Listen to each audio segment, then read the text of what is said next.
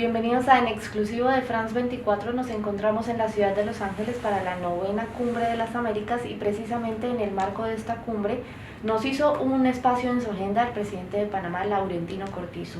Presidente, bienvenido a France 24, le agradezco muchísimo por su tiempo. Buenos días, gracias por la entrevista. Empiezo por preguntarle, en primer lugar, esta 9ª Cumbre de las Américas sin 3 actores clave del continente que no fueron invitados. Le hablo de Cuba, por supuesto, de Venezuela y de Nicaragua. ¿Cuál es su posición al respecto? Fíjate, yo entiendo perfectamente bien el tema de la Carta Democrática. Carta Democrática, si mal no recuerdo, se firmó, no sé si iba a firmar, fue en Quebec. Ese es un documento que habla mucho del fortalecimiento institucional y la democracia, y la importancia de los respetos a los derechos humanos. Y en ese sentido, el anfitrión es Estados Unidos y decidió excluir a 3 países de las Américas. Personalmente, mi posición, yo no los hubiese excluido, porque prefiero, en el caso particular mío, no tenerlos tan distanciados, tenerlos más cerca y buscar que a través de la diplomacia, y sé que se ha hecho mucho en ese tema, especialmente con Cuba, Venezuela, Nicaragua, se ha trabajado diferentes frentes con el tema diplomático, pero siempre al final de todo conflicto, después que nosotros nos sentemos, realmente nos sentemos a hablar frente a frente, ¿verdad? Siento que la mejor salida es la diplomática. O sea, la inclusión de estos 3 países probablemente hubiese sido importante en esta cumbre, y no excluirlo y someter a otros países a las situaciones que sabemos que estamos ahora mismo, ¿no? El caso, por ejemplo, México y otros países que yo hubiese preferido que estuviesen aquí. Presidente, y precisamente usted habla entonces del camino diplomático, pero ya se ha intentado conversar de muchas maneras entre la oposición y se han llevado a cabo distintas conversaciones con mediación de varios países. ¿Cuál es entonces, en su opinión, la salida para Venezuela en este caso?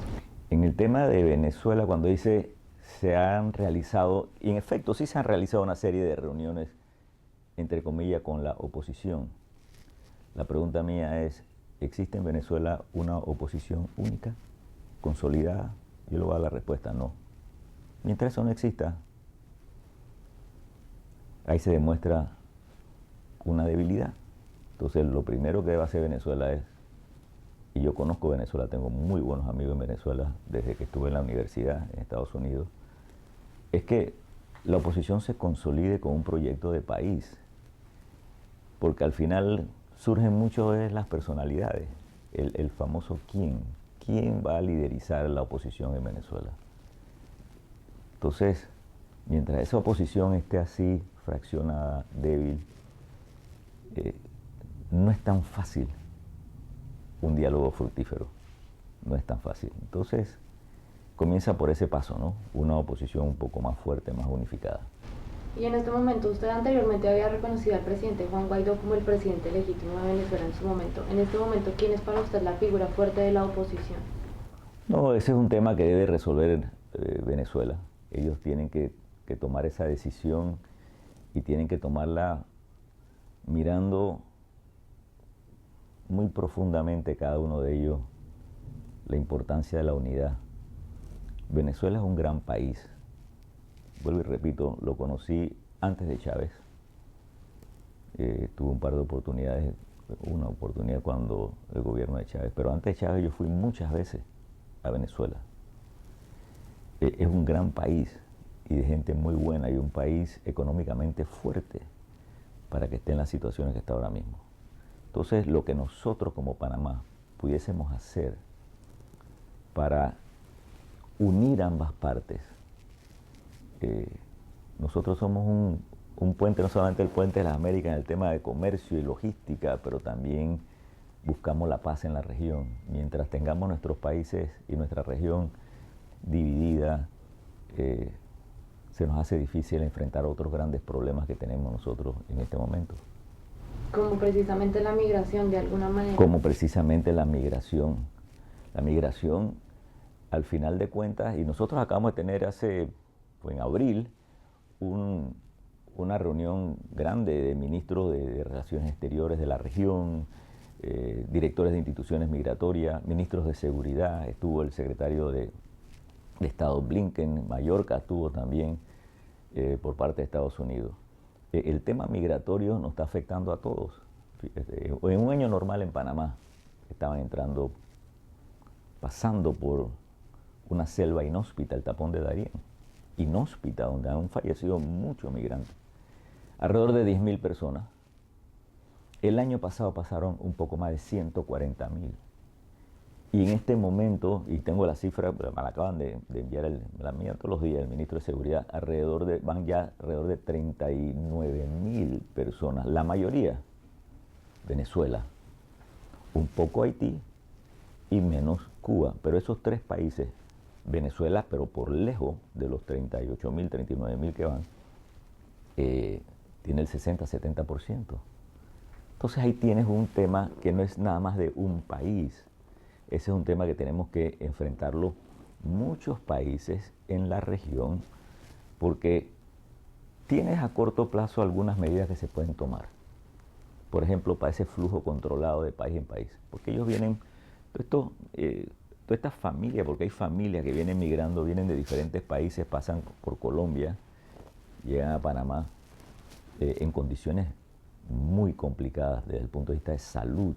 Es más, el primer país que los atiende a ellos es Panamá y le hace todas las medidas biométricas, todo lo que se necesita. Pero no es solamente verlo desde el punto de vista de un país, verlo desde el punto de vista de la región, sino cuáles son las raíces por las cuales esas personas toman la decisión, familias con niños chiquitos, la decisión de abandonar su tierra, su patria, para arriesgar sus vidas. O sea, ¿qué es lo que está pasando en las raíces de ese movimiento que se ha incrementado muchísimo? Entonces ahí tenemos que ver como región, y Estados Unidos tiene que estar bien claro en esto. O sea, esto es mucho más que declaraciones. Estos son hechos, facts. O sea, ¿qué vamos a hacer para que en esos países donde hay ese movimiento migratorio, bueno, Venezuela, el caso, por ejemplo, de Haití, ¿qué oportunidades hay de trabajo para que se queden? ¿Qué oportunidades de trabajo hay para que se queden? ¿Qué infraestructuras públicas podemos nosotros, o sea, como región, incluyendo Estados Unidos, que le conviene que se queden? Porque al final, ¿hacia dónde van? Toda esa familia, todas esas personas van hacia Estados Unidos. Entonces, por ejemplo, el tema de la mujer rural, el microemprendimiento, o sea, ese tipo de trabajo que se tiene que concretizar. Las acciones tienen que ser concretas. Por ejemplo, yo estoy aquí en esta cumbre. Esta es mi primera cumbre. Pero antes de llegar aquí, a mí me gusta leer. Y he leído muchos discursos. He leído comunicados. He visto fotos. Pero al final, lo decía muy a lo panameño, ¿cuál es la concreta? O sea, al final, ¿qué es lo que va a salir de esta cumbre? Es más, al final, ¿qué es lo que ha salido de las otras cumbres? ¿Qué es lo que ha salido de otras cumbres? Entonces, ahí es donde tenemos que pasar de las palabras. Y en efecto, nosotros después de la reunión ministerial que tuvimos hace 2 meses atrás, en abril, en Panamá, se ha conformado grupos de trabajo casualmente para ver los problemas de la raíz. Por eso, las raíces del problema. Yo le decía a mis ministros como anfitriones, traten de que esta reunión, de una vez por todas, no solamente presente, o sea, un procedimiento que yo uso mucho, o sea, que observe lo que está pasando, que analice lo que está pasando, pero que recomiende para tomar entonces acciones. Porque lo contrario, nos vamos a quedar con las mismas cosas, una gran cantidad de papeles, muchos discursos, nada de acción, nada de acción. Entonces, eso es lo que a mí me preocupa, por ejemplo, de esta cumbre. O sea, ¿qué va a resultar de esta cumbre? Esta cumbre va a girar alrededor del tema migratorio. ¿Y qué pasó con el tema de la recuperación pospandemia y las consecuencias que ya estamos viviendo de la invasión de Rusia a Ucrania? O sea, esos son los temas que tenemos nosotros que hablar, llegar a acuerdos y ejecutarlos. Presidente, precisamente aprovecho que usted está diciendo eso, se quedan muchas veces en declaraciones, en la declaración final de cada una de estas cumbres. ¿Qué acciones concretas puede, por ejemplo, aportar Panamá para atender este tema de la migración? Bueno, nosotros ya lo estamos haciendo y hemos sido reconocidos también internacionalmente por el trabajo que ha estado haciendo Panamá con un presupuesto muy limitado. O sea, nosotros estamos utilizando recursos para atender ese flujo migratorio que ha ido incrementándose de una manera, bueno, se le acabo de dar cifras, de 10.000 a 140.000. O sea, esos recursos que hemos estado usando Panamá para atender el tema salud, vuelvo y repito, primer país que los atiende. Porque por donde van pasando es básicamente eso, pasando por otros países. Nosotros le tenemos albergues, le tenemos comida, le tenemos el tema de salud, o sea, los atendemos, se vacunan contra COVID, o sea, lo estamos atendiendo. Ese es un aporte directo de los panameños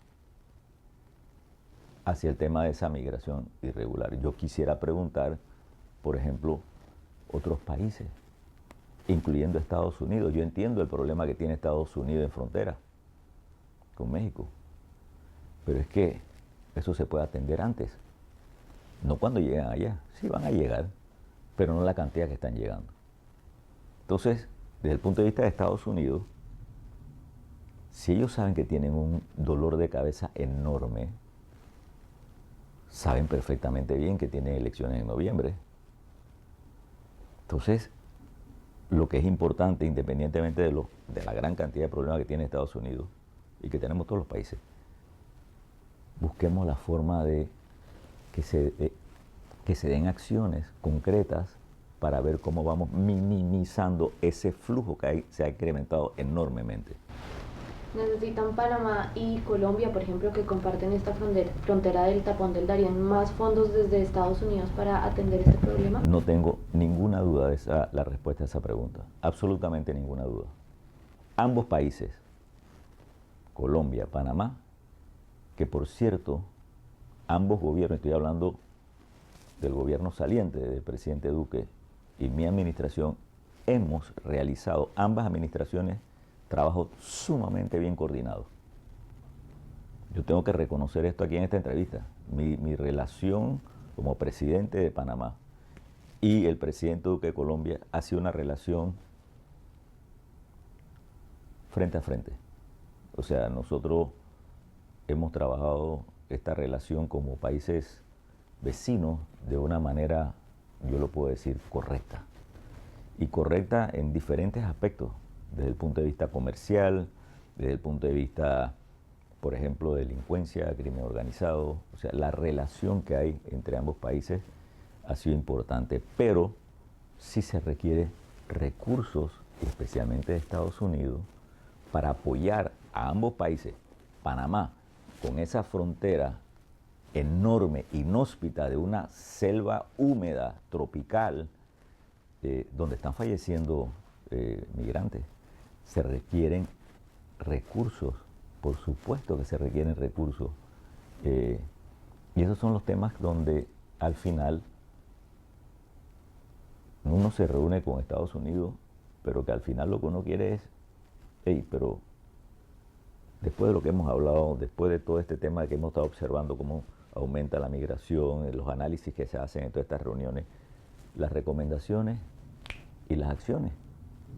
Esto es ir tomando acciones concretas. ¿Y con qué gobierno en Colombia usted podría mantener estas acciones concretas y este plan de trabajo conjunto, teniendo en cuenta que tenemos elecciones el próximo mes? Me estás hablando entre Petro y Hernández. Sí. Con el que ustedes decidan. Panamá es un buen vecino y mientras yo sea presidente, mis relaciones con Colombia o cualquier otro país, incluyendo Estados Unidos, han sido relaciones muy directas.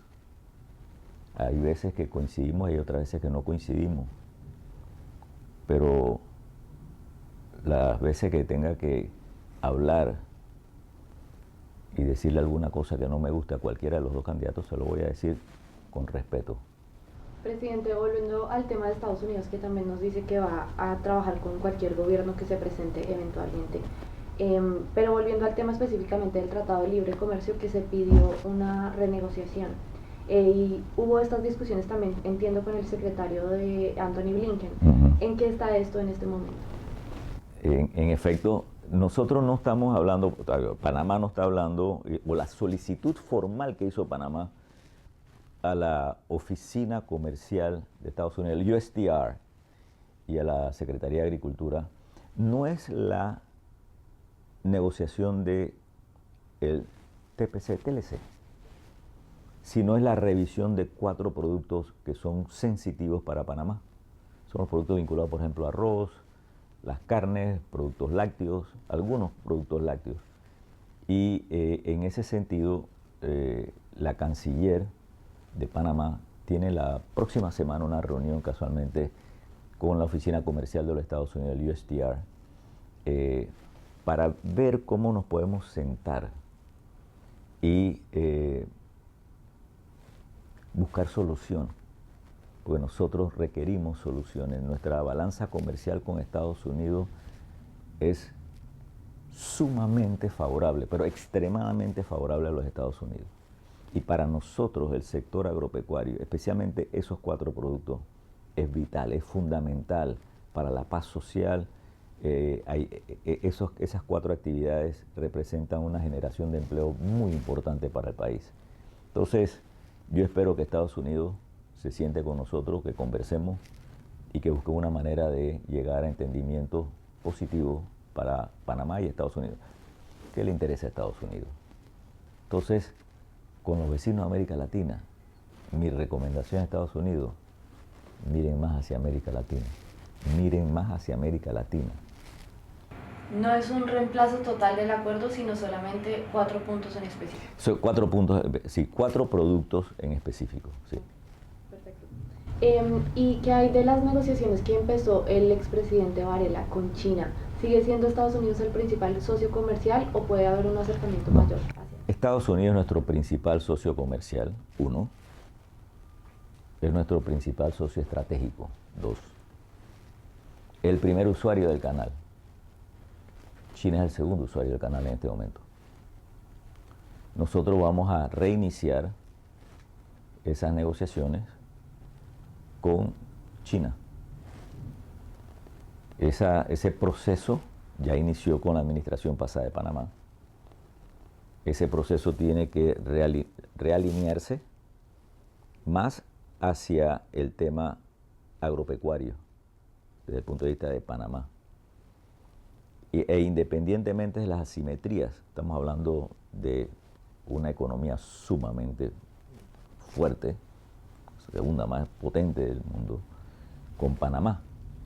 Pero eso no significa que porque Panamá sea chico, nosotros nos hemos sentado con potencias como Estados Unidos a negociar de tú a tú. Y nosotros con China también vamos a negociar de tú a tú, bajo la condición de, en mayúscula, negrita y subrayada, respeto. Así como le exigimos a otros países, por muy grandes que sean, cuando se sienten con Panamá, nos sentamos a conversar, tiene que existir en el medio de la mesa ese letrero invisible que diga respeto. Y así es que estamos nosotros preparados a negociar, a seguir negociando con China. China para nosotros es importante, es un socio también importante, vuelvo y repito, es un usuario importantísimo del canal y queremos avanzar con esa negociación.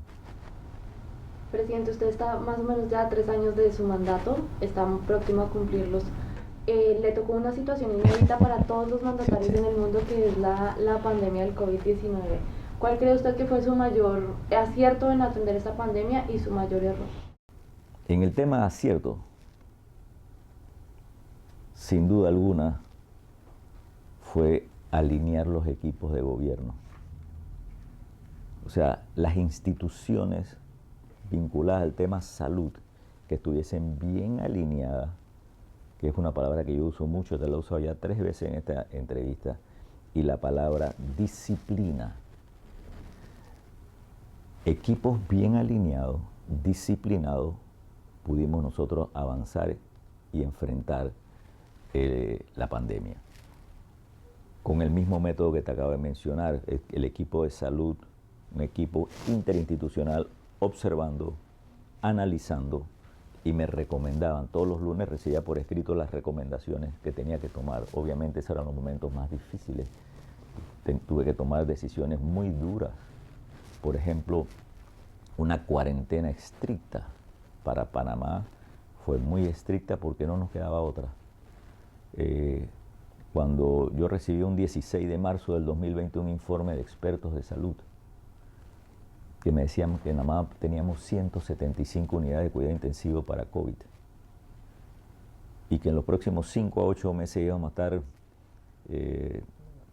a tener alrededor de 120.000 casos positivos y que en el peor de los casos necesitábamos más de 5.900 unidades de cuidado intensivo y en el mejor alrededor de 1.900 unidades de cuidado intensivo. Y yo lo que leía era que me decía, solamente tenemos 175 unidades de cuidado intensivo. O sea, ese momento para mí fue el momento más duro, porque por la mente mía pasaron muchas cosas. Por ejemplo, que se me hacía difícil y pasó en otros países, el tema de cadáveres de familiares que tenían que sacar a las calles, porque ya no lo podían tener en sus casas. O sea, eso para mí era inaceptable. Entonces nosotros hicimos lo que teníamos que hacer para poder tener suficientes unidades de cuidado intensivo. Creo que en ese momento teníamos 8 por cada 100.000, no recuerdo la cifra, y lo queríamos llevar a 20 por cada 100.000 personas. Entonces en eso estuvimos trabajando. Pero la organización, porque lo que decíamos es, no queremos que el sistema de salud colapse, eso no puede pasar en este país. Y por otro lado, actuamos muy rápido. Cuando digo actuamos,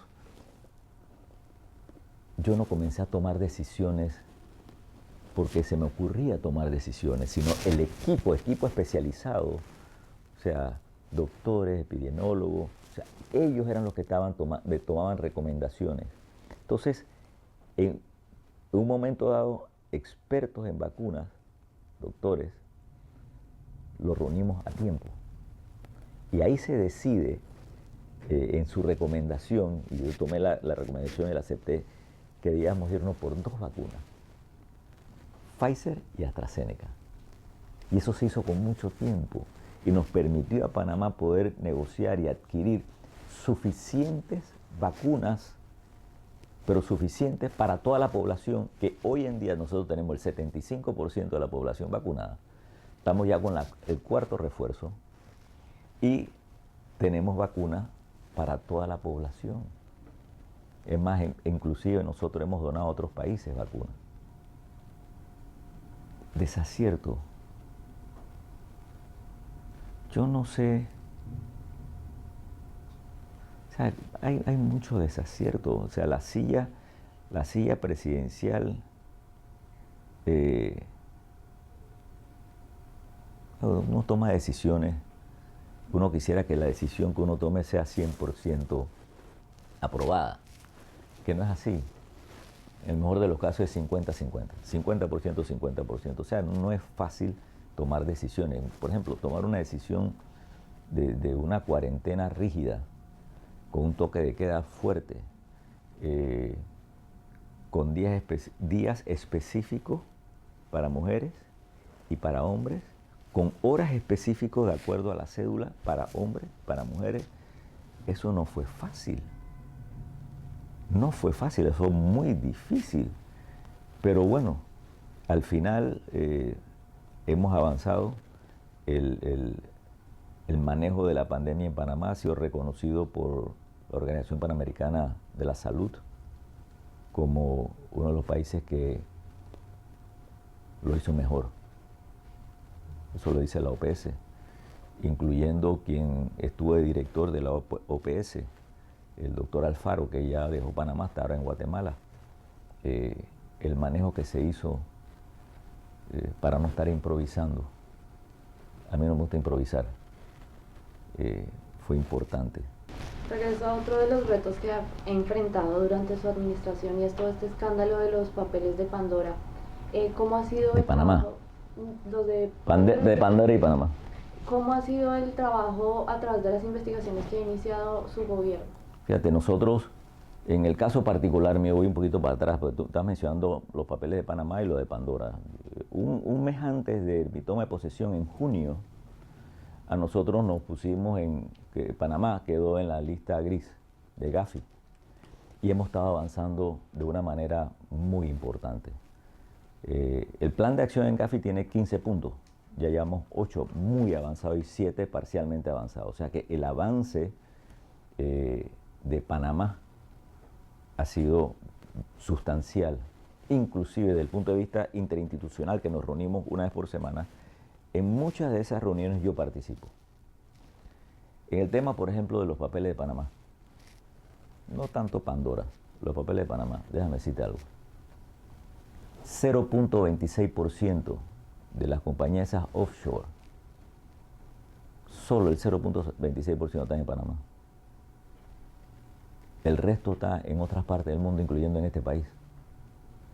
Entonces, ese nombre de los papeles de Panamá, digo, ya se puso, ya se dijo,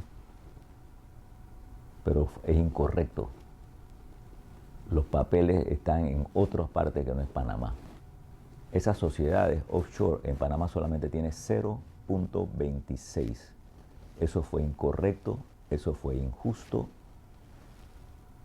Y el mundo sabe, porque nos estamos encargando de hacerlo a nivel de diferentes países, España, Francia, Estados Unidos, sabe perfectamente bien que ese nombre fue incorrecto y eso fue injusto para Panamá. Y vuelvo y repito, solo el 0.26% de esas sociedades anónimas offshore están en Panamá. 0.26%. En otros países que estoy seguro que los conoce, porque hace una semana, 2 semanas atrás salió una lista de países, creo que Estados Unidos lo encabeza. En esos otros países están la mayoría de esas sociedades que evaden impuestos y que lavan dinero. Presidente Laurentino Cortizo, le agradezco muchísimo su tiempo para France 24 y esta conversación durante la cumbre de las... Muchas gracias. Gracias. A ustedes, gracias por acompañarnos en esta emisión especial. Sigan viendo France 24.